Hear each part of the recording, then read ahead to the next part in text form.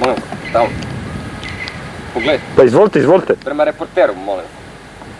I tako, dakle, da vam se predstavim. Dobar dan, nalazimo se u... Gospodine! Hoćete li, molim vas?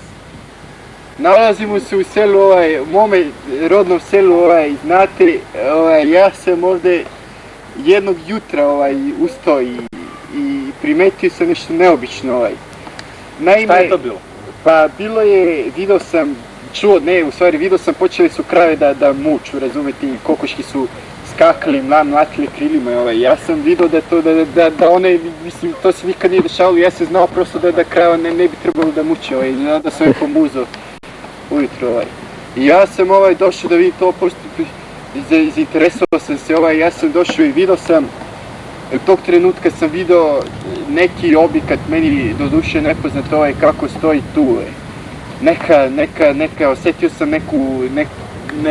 neki osjećaj neki koji me je vukao prema tome da ja doživim to, da vidim šta je to u stvari. I onda jednostavno sam pošao zatim i vidio sam da to nije, mislim, nije nikakav, ništa nije to ono što sam ja vidio u mom životu, znate. I to je bilo to, onda sam pozvao gospodina, uvaženog gospodina koji me nije odbio, on je to prihvatio jer, znate, on je prihvatio, on je bio, šta ti ja znam, neki naučnik, nešto što radi na tim stvarima, pa ne znam. Gospodine, možete li da nam opišete kako je izgledao? Pa bio je jedno vreme je bio okrug, stvari bio je kockast, kvadratnog oblika, i onda on je menjao je tu površinu njegovu, menjao je površinu i ja do duše vidio sam jednog, ne znam šta je to do duše, to je neko stvorenje koje je bilo izašlo iz njega, bilo je visoko oko 2,5 metra do 3, otprilike, tako. To sam ja vidio, pa sam ja onda pozvao sve ukućene, oni su odmah telegrafom poslali, pošto ovde nema telefona, znate, oni su poslali to i telegrafom, tako. I onda ste vi došli, i onda ja ne znam šta ste vi dalje radili, ja sam to do duše vidio. Kao što znate, IPF je mnogo zainteresovan za ovo. Tako da, ako biste mogli, molim vas, u kako se sati to desilo? A bilo je ujutru, ja sam rekao, kravi su počeli da muču, ali ujutru. Ujutru? To je bilo posle vaše šljive? Da. Bože, imali to. Znate, ja sam vidio, a stvarno to je sasvim neobično za naše selo, znate, I šta ja mogu reći, ne znam. Ukratko, to je bio raport iz sela Dudnikovci.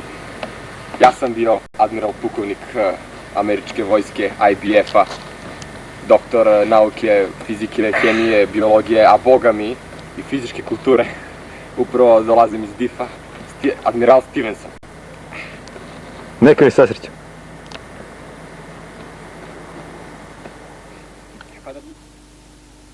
I tako, znači, želite da nam pokažete to mesto gde ste vidjeli to? Pa da, evo, vidite, moja kuća, evo dole jedno par stotina metara, u stvari bilo manje, ali ja ne znam.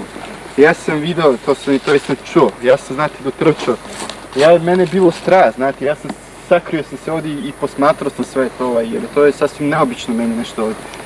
I ja sam vidio ovdje da se spustio taj elipsasti, kockasti, stvari, šta ti ja znam, menjao je oblik Da? I tako, razumijete, ja da sam... Inače, da li ste primetili neku toplotu dok je sletao? Pa primetio sam toplotu, primetio sam sigurno. Sigurno? U stvari bilo je tu negdje toplota neka, evo... No mogli li ste to pobliže da nam pokažete, baš to mesto? To je ovo mesto, vidite ovdje.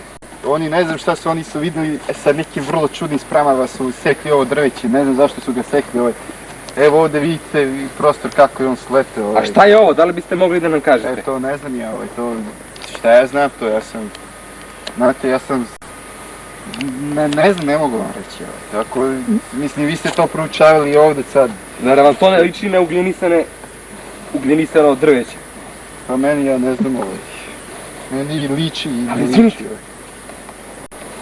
da li je moguće? Ugljenisani ostaci trci se, ako pala je.